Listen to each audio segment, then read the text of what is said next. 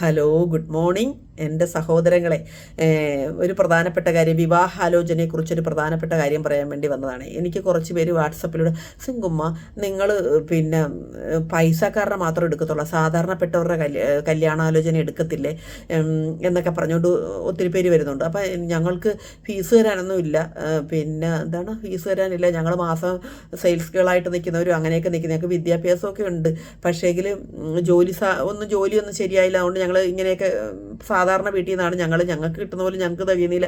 അപ്പോൾ സ്ത്രീധനം ലോൺ എടുത്തും കടവ് മേടിച്ചു ഒന്നും നടത്തല്ലെന്ന് സിങ്കുമ്മ തന്നെയല്ലേ പറഞ്ഞത്. എന്നിട്ട് ഞങ്ങൾക്ക് അത്രയും ഫീസൊന്നും തരാനില്ല സിങ്കുമ്മ എന്നൊക്കെ പറഞ്ഞ് തന്നെ കുറേ പേര് എന്നെ സിങ്കുമ്മ പൈസക്കാരുടെ ആളാണെന്ന് പറഞ്ഞു. ഒരിക്കലും എൻ്റെ വീഡിയോ ആദ്യം മുതൽ കാണുന്ന ഒരാളുകൾ പോലും പറയത്തില്ല ഞാൻ കാശുള്ളവർക്ക് വേണ്ടിയിട്ട് മാത്രം സംസാരിക്കുന്ന ആൾ, ഒരിക്കലുമല്ല. ജോലി എടുത്ത് കൊടുക്കുന്നവർ മാത്രം എൻ്റെ അടുത്ത് വന്നാൽ മതി എന്നാണ് ഞാൻ പറഞ്ഞത്. അതായത് ഒരു പെണ്ണിനെ സംരക്ഷിക്കാൻ ജോലി എടുത്ത് കൊടുക്കുന്ന ഒരുത്തനെ എൻ്റെ അടുത്ത് കല്യാണം ആലോചിക്കാൻ വരാവുള്ളൂ എന്നാണ് പറഞ്ഞാൽ ഒരിക്കൽ പോലും ഇങ്ങനെ പറഞ്ഞിട്ടില്ല. എനിക്ക് നിങ്ങളോട് പറയാനുള്ള കാര്യം, ഇപ്പോൾ എത്ര പേർക്ക് ഞാൻ ഫ്രീ സർവീസായിട്ട് ചെയ്തു കൊടുത്തിട്ടുണ്ട്. പാവങ്ങളായിട്ടുള്ള സ്ത്രീകളുടെ പെൺകുട്ടികളുടെ ആലോചനയ്ക്ക് വേണ്ടി ഞാൻ അങ്ങനെ ചെയ്യുന്നുണ്ട്. അതങ്ങനെ ചെയ്തു കൊടുക്കുക, ഇനിയും ചെയ്തു കൊടുക്കാൻ തയ്യാറാണ്. ഏത് പെൺകുട്ടികളാണ്, ഈഴവർ, നായർ, ക്രിസ്ത്യൻ, മുസ്ലിം, ഏത് കാസ്റ്റിൽപ്പെട്ടവരാണേലും സാമ്പത്തിക ശേഷിയില്ല, ഞങ്ങൾക്ക് ഫീസ് തരാനില്ല സിങ്കുമ്മ എന്ന് പറഞ്ഞാൽ ഞാൻ അതൊരിക്കലും നിരസിക്കത്തില്ല. ഞാൻ എത്ര പേരെ അങ്ങനെ ചെയ്യുന്നുണ്ട്, ഞാൻ ആലോചന കൊടുത്തുകൊണ്ടിരിക്കുന്നു.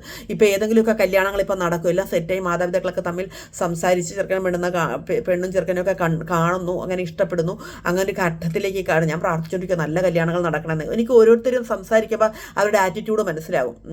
പിന്നെ ഒരു നല്ലവരാണ്, മോശം ആൾക്കാരാണ്, ഇവർക്ക് ഒരു ബന്ധം കൊടുത്താൽ ശരിയാവുമെന്ന് ഞാൻ അവോയ്ഡ് ചെയ്യുന്ന ആൾക്കാരുമുണ്ട്. നല്ല ആൾക്കാരാണ് ഞാൻ ആലോചന കൊടുത്തുകൊണ്ടിരിക്കും. എനിക്ക് മനസ്സിലാവുമല്ലോ, എനിക്കെല്ലാം മനസ്സിലാക്കുന്ന സ്ത്രീയാണ്. എനിക്കത് ഒരാളുകൾ സംസാരിക്കുന്ന ടോൺ കേൾക്കാൻ പറയാം ഇവരെന്താ ആഗ്രഹിക്കുന്നതെന്ന്. തീർച്ചയായിട്ടും അതുകൊണ്ട് ഞാൻ എല്ലാവർക്കും, ഇപ്പം എൻ്റെ അടുത്ത് വന്നിരിക്കുന്ന എന്നെ ഇപ്പം നിങ്ങളെല്ലാവരും വീട്ടിലൊരു അംഗത്തെ പോലെ, കുടുംബത്തിലെ അംഗം പോലെയൊക്കെ കരുതുന്നതുകൊണ്ടാണല്ലോ, നിങ്ങളിലൂടെയാണ് എൻ്റെ വീഡിയോ കണ്ടിരിക്കുന്നത്. നിങ്ങളാണ് എൻ്റെ വീഡിയോ നിങ്ങളുടെ ബന്ധുക്കൾക്കോ സുഹൃത്തുക്കൾക്കോ ആൾക്കാർക്കോ ഒക്കെ കൊടുത്തിട്ട് അവരെന്നിലേക്ക് എത്തുന്നത് നിങ്ങളുടെ ഒരു വിശ്വാസത്തിൻ്റെയും സ്നേഹത്തിൻ്റെയും പുറത്താണ്. അത് ഞാൻ എപ്പോഴും കളയാതെ സൂക്ഷിക്കും. ഒരിക്കലും ഒരാളുടെ പണം നോക്കിയിട്ടില്ല. പക്ഷെ ഞാൻ ചെയ്യുന്ന ജോലി ഇതാണല്ലോ, ഇതിൽ നിന്ന് എനിക്ക് എന്തെങ്കിലും ഒരു വരുമാനവും കൂടെ നേടണമല്ലോ. അപ്പം എല്ലാം എനിക്ക് എന്താ പറയുക, ഫ്രീ സർവീസ് ആക്കാൻ പറ്റത്തില്ലല്ലോ. അതുകൊണ്ട് ഞാൻ പാവങ്ങളായ പെൺകുട്ടികളുടെ, സാധാരണക്കാരായ ഏറ്റവും താഴെ സാമ്പത്തിക ശേഷി ഇല്ലാത്തവരത്തൊന്നും ഫ്രീ സർവീസേ ചെയ്യത്തോളം ഞാൻ പൈസ വാങ്ങത്തില്ല. നിങ്ങൾക്ക് എന്നെ സമീപിക്കാം കേട്ടോ. നല്ല ഈഴവരും നായന്മാരും ഏത് ജാതിയാണെങ്കിലും, ഹിന്ദു, ക്രിസ്ത്യൻ, മുസ്ലിം, ഏത് ജാതിക്കാരാണെങ്കിലും ഇഷ്ടം പോലെ കല്യാണ ആലോചന എൻ്റെ കയ്യിലുണ്ട്. ഇപ്പം ഞാൻ 10-15 ദിവസമായില്ലെങ്കിലും എനിക്കൊരു 1500ഓളം കല്യാണങ്ങൾ എൻ്റെ അടുത്തോട്ട് എത്തി. സത്യം പറഞ്ഞാൽ ഒരു ഫോണിലാണ് തുടങ്ങിയത്. ഇനി ഒരു ഫോൺ കൂടെ മേടിക്കേണ്ട അവസ്ഥയിലേക്ക് ഞാൻ 2 ഫോൺ ഞാനിപ്പോൾ കൈകാര്യം ചെയ്യുന്നുണ്ട് ഈ വിവാഹത്തിന് വേണ്ടി. എന്നിട്ട് പഴയ ഫോണിലും ഈ ഫോണിലും എല്ലാം കറക്റ്റ് ചെയ്തിട്ട് എനിക്ക് കൊള്ളുന്നില്ല. ഇനി അടുത്ത ഒരു ഫോൺ കൂടെ മേടിക്കുന്ന സിറ്റുവേഷനൊക്കെ ഞാൻ ഈ കാര്യങ്ങൾ നീങ്ങിക്കൊണ്ടിരിക്കുകയാണ്. അപ്പം ഞാൻ എല്ലാത്തിനും മാച്ചൊക്കെ നോക്കിക്കൊണ്ടിരിക്കുകയാണ്, ഏറ്റവും അനുയോജ്യം ഞാൻ ഇട്ട് കൊടുത്തുകൊണ്ടിരിക്കും. അപ്പോൾ അവർക്ക് ഏറ്റവും ഇഷ്ടമുള്ളത് സെലക്ട് ചെയ്യും. എൻ്റെ ഈ വരുന്ന അനുസരിച്ച് ഓരോരുത്തരും ആവശ്യപ്പെടുന്ന വിദ്യാഭ്യാസം, അവർക്ക് എല്ലാവർക്കും ഓരോ റിക്വയർമെൻ്റ് ഉണ്ടല്ലോ, അതനുസരിച്ചുള്ളതാണ് ഞാൻ കൊടുക്കുന്നത്. താല്പര്യം അനുസരിച്ച് ഞാൻ കൊടുത്തുകൊണ്ടിരിക്കുകയാണ്. അപ്പോൾ എനിക്ക് പറയാനുള്ള കാര്യം, എന്നെ അങ്ങനെ തെറ്റിദ്ധരിക്കരുത്. നിങ്ങൾക്ക് പൈസ ഇല്ലെങ്കിൽ, അതായത് ആൺകുട്ടികളുടെ നിന്ന് ഞാൻ മേടിക്കും, ഒരിക്കലും പെൺകുട്ടികൾക്ക് പൈസ ഇല്ല, സെയിൽസ് ഗേളായിട്ടാണ് ഞാൻ ജോലി ചെയ്യുന്നത്, ആൻറ്റിയല്ല ഇങ്ങനെ സ്ഥലത്താണ് ജോലി ചെയ്യുന്നത്, എനിക്ക് 10,000-15,000 കിട്ടുന്നത്, അതിനകത്തൊന്നും ഞാൻ എങ്ങനെ ഫീസ് തരും, പിന്നെ എനിക്ക് പൈസ ഇല്ല എന്നൊക്കെ പറഞ്ഞ് ഒരുപാട് പെൺകുട്ടികളിലേക്ക് മെസ്സേജ് ഇടും. അങ്ങനെ എനിക്കൊരു വിഷയമില്ലടാ, നിങ്ങൾ ധൈര്യമായിട്ട് പോര്, നിങ്ങൾക്ക് അനുയോജ്യമായ കല്യാണം. ഒത്തിരി ആൺകുട്ടികളുടെ നല്ല ജോലിയുള്ള നല്ല കുടുംബങ്ങളിൽ നല്ല ആൺപിള്ളേർ, നല്ല വിദ്യാഭ്യാസമുള്ള കുടുംബം നോക്കുന്ന, നല്ല ജോലി എടുത്ത് കുടുംബം നോക്കുന്ന ആൺകുട്ടികൾ ഒരുപാട് പേര് എൻ്റെ അടുത്ത് വെയിറ്റിങ്ങിലുണ്ട്. നിങ്ങൾക്ക് ധൈര്യമായിട്ട് വരാം.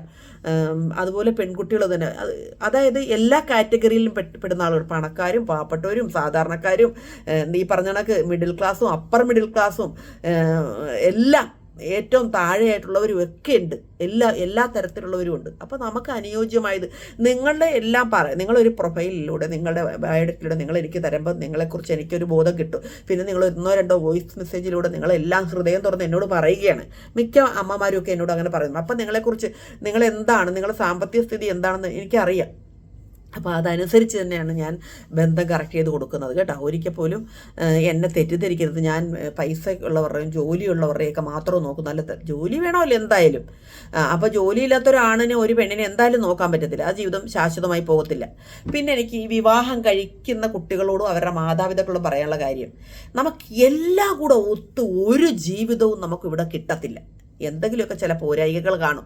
അതിനെ നമ്മൾ ഉൾക്കൊണ്ടുകൊണ്ട് ഒരു വിവാഹം കഴിക്കുന്നതാണ് എപ്പോഴും നല്ലത്. എല്ലാം തികഞ്ഞിട്ട് കല്യാണം കഴിക്കാനിരിക്കുമ്പോൾ നിങ്ങൾ വയസ്സും പ്രായവും എല്ലാം ഓടി ഓടി പോകും. 30-32 വയസ്സ് കഴിഞ്ഞാൽ ആണിനാണെങ്കിലും പെണ്ണിനാണെങ്കിലും വിവാഹത്തിൽ മാർക്കറ്റില്ല.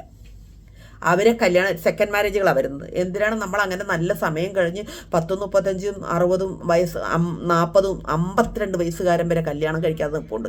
അപ്പം എന്തിനാണ് അങ്ങനെ? പിന്നെ ഒരു ജീവിതം കിട്ടിയിട്ട് എന്തിനാണ്? നമുക്ക് ആസ്വദിക്കാൻ പറ്റുമോ? നമുക്ക് ജീവിക്കണ്ടേ ഇവിടെ? ഏറ്റവും മാക്സിമം ഞാൻ പറഞ്ഞത് 30 വയസ്സുള്ളിൽ തന്നെ കല്യാണം കഴിക്കണം. പോട്ടെ, ഒരു 32 വയസ്സുള്ളിൽ, 35 വയസ്സായ എത്ര ആൺപിള്ളേരും പെൺപിള്ളേരും ഉണ്ടെന്നറിയാം. നല്ല ജോലിക്കാർ, അവർക്ക് മാച്ച് ചെയ്യുന്ന ആളുകൾ കറക്റ്റായി വരുന്നില്ല. അപ്പം അത്ര വയസ്സുള്ള 35 വയസ്സുള്ള ഒരു ആണിനോട് ഞാൻ 35 വയസ്സുള്ള ഒരു പെണ്ണെ കെട്ടാൻ പറയുമ്പോൾ ഒരു വിമുഖത കാണിക്കുന്നു. 35 വയസ്സുള്ള ഒരു ആണിന് വേണ്ടി ഒരു 28-30 വയസ്സുള്ള പെണ്ണിനെ കല്യാണം കഴിക്കാൻ യോജിപ്പിക്കാൻ ചെല്ലുമ്പം അതൊരു വലിയ പ്രായമുള്ള 5-6 വയസ്സുള്ള അത് പറ്റത്തില്ല. ഞങ്ങൾക്ക് 35 വയസ്സിൽ താഴെ വേണമെന്നാണ് പറയുന്നത്. മനസ്സിലായി? അപ്പം നിങ്ങൾ ഏറ്റവും അനുയോജ്യമായ സമയം കളയരുത്. നിങ്ങൾ വിലപേശി നിൽക്കരുതെന്ന് എനിക്ക് പറയാനുള്ളത്. ഞാനിപ്പോൾ ഇത് പേരെടുത്തൊന്നും ഞാൻ പറയുന്നില്ല, നിങ്ങൾക്ക് ബുദ്ധിമുട്ടൊന്നും ഉണ്ടല്ല. നിങ്ങൾക്കെല്ലാം എല്ലാവരും ഓപ്പണായിട്ട് ഞാൻ പറയാം, എല്ലാവരും മനസ്സിലാക്കാൻ വേണ്ടി പറയുകയാണ്. തമാശ എടുക്കാതെ നിങ്ങൾ കുട്ടികൾക്ക് കല്യാണം നടത്താനുള്ള കാര്യം നോക്കുക. നിസ്സാര കാര്യങ്ങൾക്ക് മാറ്റിക്കളയുന്നത് അങ്ങനെ ഇവിടെ എടുക്കാൻ പെണ്ണില്ല. പിന്നെ എന്താ പറയുന്നത് വെച്ചാൽ എല്ലാം തികഞ്ഞ ഒരിക്കലും കിട്ടത്തില്ല. അത് ഞാൻ പറഞ്ഞേക്കാം. എല്ലാ മനുഷ്യർക്കും ചില കുറവുകളുണ്ട്. ആ കുറവുകളെ നമ്മളിപ്പോൾ ഒരുമിച്ച് ജീവിക്കുമ്പോൾ ഞാനൊരു കാര്യം പറഞ്ഞേക്കാം. ഇപ്പം ഞാൻ എൻ്റെ കാര്യം തന്നെ പറയാം. ഇപ്പോൾ ബോബനും ഞാനിതുപോലെ വ്യത്യസ്തരായ 2 ആൾക്കാരെ അജഗജാന്തര വ്യത്യാസമുണ്ട് ഞങ്ങൾ തമ്മിൽ സ്വഭാവത്തിന്. എങ്ങനെയാണെന്ന് പറയട്ടെ, ഞാൻ എപ്പോഴും ചിരിക്കുകയും എപ്പോഴും വർത്തമാനം പറയുകയും ഒരുങ്ങി ഇപ്പം ഒരു ആക്റ്റീവായൊരു സ്ത്രീയാണ് ഞാൻ. പക്ഷേ ബോബൻ എപ്പോഴും ആക്റ്റീവല്ല. ബോബൻ ജോലിയിൽ പഞ്ച്വാലിറ്റി ഉണ്ട്, അധികം ചിരിക്കത്തില്ല. അപ്പം അതിൻ്റെ സീരിയസ് മാനായിട്ടുള്ളൊരു കോമഡി കണ്ടാൽ പോലും ബോബൻ ചിരിക്കത്തില്ല. വലിയ ലവബിളായിട്ടുള്ളൊരു മനുഷ്യനൊന്നുമല്ല. നമ്മളെ കെയറിങ് ആണ്, നമ്മുടെ കാര്യം നമുക്ക് ഉത്തരവാദിത്തമുണ്ട്, നമുക്ക് നന്നായിട്ട് ചിലവർ നമ്മളെ നോക്കുന്ന അതിൻ്റെ അപ്പുറത്തേക്ക് വലിയ അങ്ങനത്തെ ഒന്നും ഇല്ലാത്തൊരു വ്യക്തിയാണ് പുള്ളിക്കാരൻ. പക്ഷേ ഞാനായിട്ട് പുള്ളിയെ മാറ്റാൻ ശ്രമിച്ചു. പുള്ളി എനിക്ക് വേണ്ടി ഒരു ഫ്ലെക്സിബിളായിട്ട് നിന്നെന്ന്, അതായത് എനിക്കിഷ്ടമുള്ള രീതിയിലേക്ക് മാറാൻ പുള്ളി തയ്യാറായി. അതുകൊണ്ടാണ് പുള്ളിയും ഞാനും കൂടെ ഒരുമിച്ച് പോകുന്നത്. മനസ്സിലായി? അങ്ങനെ ജീവിത പങ്കാളികളായി 2 വ്യത്യസ്തരായ ആളുകൾ തമ്മിൽ ചേരുമ്പോൾ ഒരാൾ മെയിനായിട്ടും സ്ത്രീക്ക് അനുയോജ്യമായ ഭർത്താവാകാൻ പുരുഷൻ തന്നെ തീരുമാനിക്കണം. എങ്കിലേ ഭദ്രതയുള്ള കുടുംബജീവിതം ഉണ്ടാകത്തുള്ളൂ. അത് ഞാൻ ഇതിലൂടെ പറഞ്ഞു തരുന്നത്, ബലം പിടിച്ച് നിങ്ങൾ ഇരിക്കുകയും മീശ പിടിച്ച് ഞാൻ ആണാണ്, ഞാൻ പുരുഷനാണ്, ഞാൻ പറയുന്നത് അനുസരിക്കണം, ഇങ്ങനൊരു മനോഭാവത്തോടെ ഇരിക്കുന്ന പുരുഷന് സ്ത്രീയെ കിട്ടാൻ ഭയങ്കര പാടാണ്. അഥവാ കല്യാണം ചെയ്താൽ അത് ഡൈവേഴ്സായി പോകും. ഇന്നത്തെ സ്ത്രീകൾ ഇച്ചിരി ലവബിളായിട്ടുള്ളൊരു ആണിനെയാണ് ആഗ്രഹിക്കുന്നത്, നമ്മളെ കെയർ ചെയ്യുന്ന, നമ്മളെ സ്നേഹിക്കുന്ന. അങ്ങനത്തെ അതില്ലാത്തത് കൊണ്ടാണ് പെൺകുട്ടികൾ, അതിൽ പേര് കുറവുള്ളത് കൊണ്ടാണ് പെൺകുട്ടികൾ എനിക്ക് തോന്നുന്നു കല്യാണം കഴിക്കാൻ മടിക്കുന്നത്. ഞാൻ മനസ്സിലാക്കിയ കാര്യത്തെന്ന് പറയുക. അതുകൊണ്ട് പരസ്പരം അങ്ങോട്ടും ഇങ്ങോട്ടും പ്രേമിച്ച് ജീവിക്കാൻ നിങ്ങൾ നോക്കണം. മാതാപിതാക്കൾ അതിന് സപ്പോർട്ട് ചെയ്ത് കൊടുക്കണം. നമ്മുടെ മക്കളെ, അതായത് ഒരു കല്യാണം നടന്ന് നമ്മുടെ വീട്ടിൽ വന്നാലും കല്യാണം നടക്കുമ്പോൾ അവനെ സംസാരിക്കുമ്പോൾ അവൻ എങ്ങനെയുണ്ട് മോളെ കല്യാണം, അവനോട് സംസാരിച്ചിട്ട് അങ്ങനെയുണ്ട്, ലവബിളാണ് അവൻ.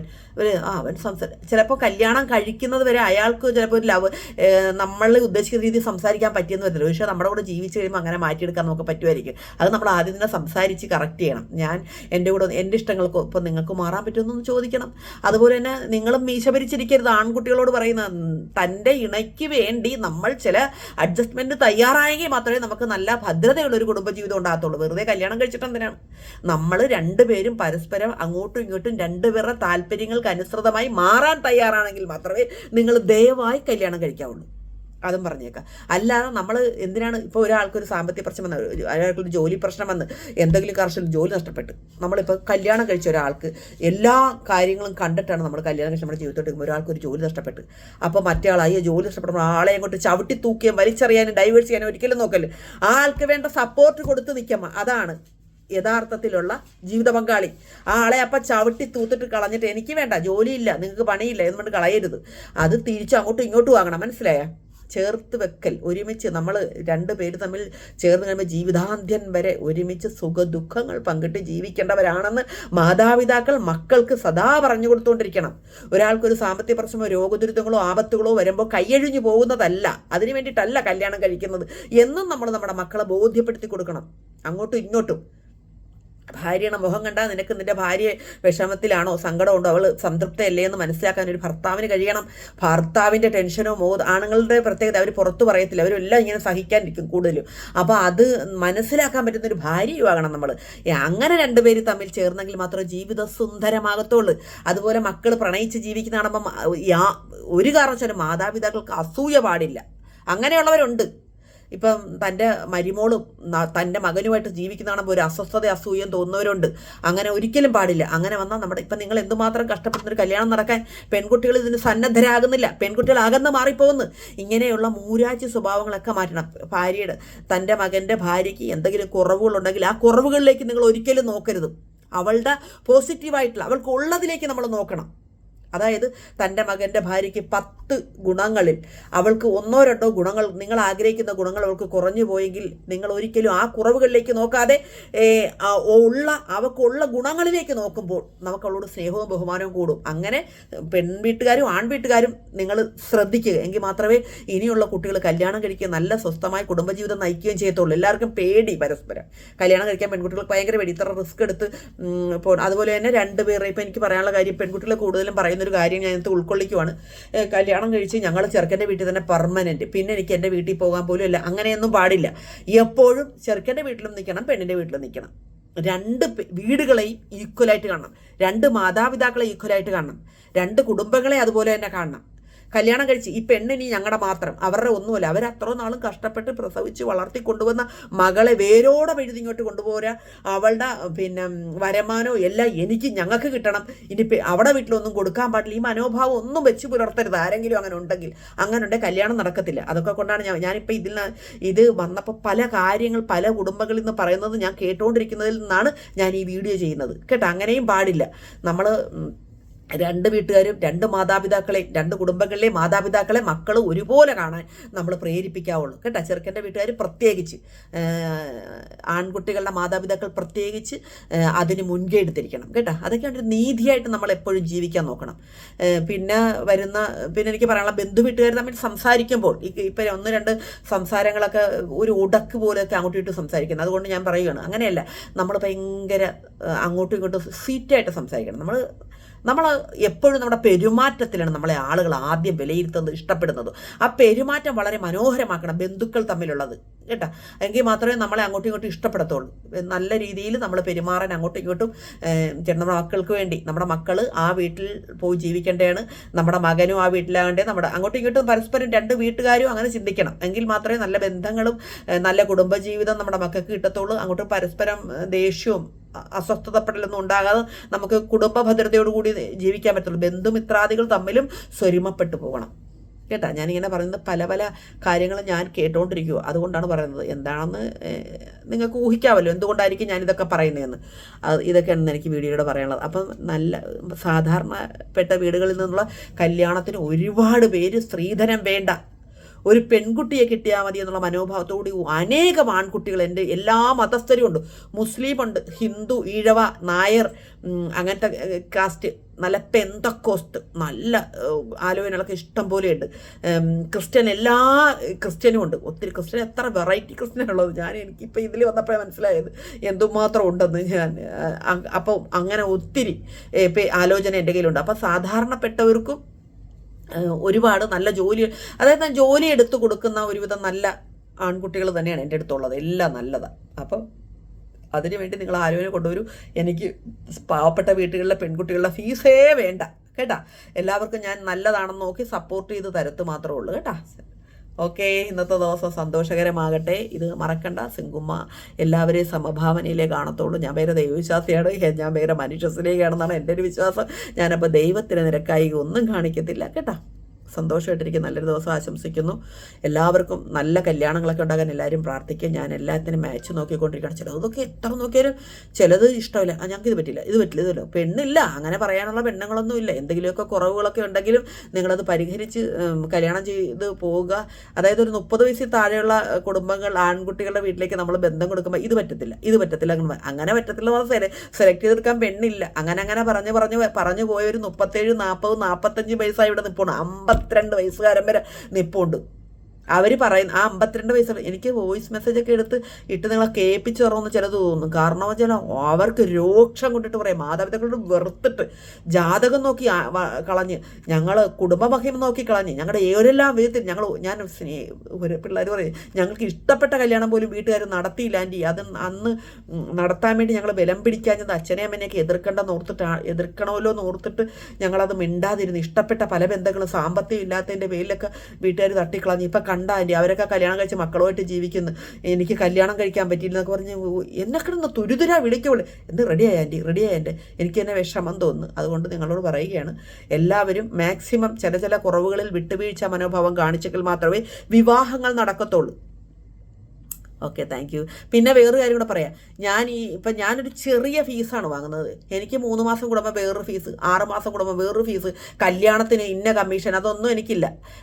എനിക്ക് തരുന്ന ഫീസിന് ഞാൻ നിങ്ങളോട് ഉത്തരവാദിത്വമായിട്ട് നിങ്ങൾക്ക് ആലോചന തന്നുകൊണ്ട് എൻ്റെ അടുത്ത് നിങ്ങൾക്ക് മാച്ചായ കാര്യം തന്നുകൊണ്ടിരിക്കും. നിങ്ങൾക്ക് ഏതെങ്കിലും കാരണവശാൽ എൻ്റെ കയ്യിൽ നിന്ന് ഒരു ആലോചന പോലും കിട്ടിയില്ലെന്നുണ്ടെങ്കിൽ മാത്രമേ നിങ്ങളുടെ പൈസ ഞാൻ എടുക്കത്തുള്ളൂ. ആലോചന പോലും കിട്ടിയില്ലെന്നുണ്ടെങ്കിൽ നിങ്ങളുടെ പൈസ ഞാൻ തന്നേക്കും, എനിക്ക് വേണ്ട കേട്ടാ. നിങ്ങൾക്കൊരു ആലോചനയും ഞാൻ തന്നിട്ടില്ലെങ്കിൽ എനിക്ക് നിങ്ങളുടെ കാശെടുക്കാൻ അർഹതയില്ല, ഞാനത് തിരികെ തന്നേക്കും കേട്ടാ. അപ്പം അതും പറഞ്ഞേക്കാം. അല്ലാതെ എൻ്റെ കയ്യിൽ തന്നിട്ട് ഞാൻ ആലോചന തരുവാണെങ്കിൽ അത് ഞാൻ എടുക്കും. ആലോചന നിങ്ങൾക്ക് തന്നിട്ടില്ലെന്നുണ്ടെങ്കിൽ തീർച്ചയായിട്ടും നിങ്ങൾക്ക് കാശ് തിരിച്ച് അവകാശപ്പെട്ടതാണ്, ഞാനത് തിരികെ തരും. ഓക്കെ, ഈ വീഡിയോ നിങ്ങൾ സേവ് ചെയ്ത് വെച്ചു. നിങ്ങൾക്ക് ഞാൻ ഒരു ആലോചന പോലും തരാതെ ആണ് ഒരു 6 മാസമായിട്ട് നിങ്ങൾക്ക് ഒരു ആലോചന തന്നില്ലെങ്കിൽ നിങ്ങൾ തീർച്ചയായിട്ടും എൻ്റെ അടുത്ത് സിംഗിൾ ബോബൻ എനിക്കൊരു ആലോചന പോലും നിങ്ങൾ തന്നില്ല, എൻ്റെ കാശ് റിട്ടേൺ വേണമെന്ന് നിങ്ങൾക്ക് ചോദിക്കാം. Okay, promise. അപ്പോൾ നല്ല ദിവസം ആശംസിക്കുന്നു. എല്ലാവരും ഒന്ന് ചിന്തിക്കുക, കുറച്ച് കടുംപിടുത്തമൊക്കെ മാറ്റുക, കല്യാണങ്ങളൊക്കെ നടക്കട്ടെ. ചില കുറവുകൾ എല്ലാം വന്നിട്ട് കല്യാണം നടത്താമെന്ന് പറഞ്ഞ് നിങ്ങൾ ഇരിക്കരുത്. ചില കുറവുകളൊക്കെ അങ്ങോട്ടും ഇങ്ങോട്ടുമൊക്കെ കാണും, അതൊക്കെ പരിഹരിക്കുക. പരസ്പരം ആ കുറവുകൾ നികത്തി നമ്മൾ ഒരുമിച്ച് ജീവിക്കാൻ വേണ്ട സാഹചര്യം ഒരുക്കി കൊടുക്കുക കുട്ടികൾക്ക്. Tata, bye bye.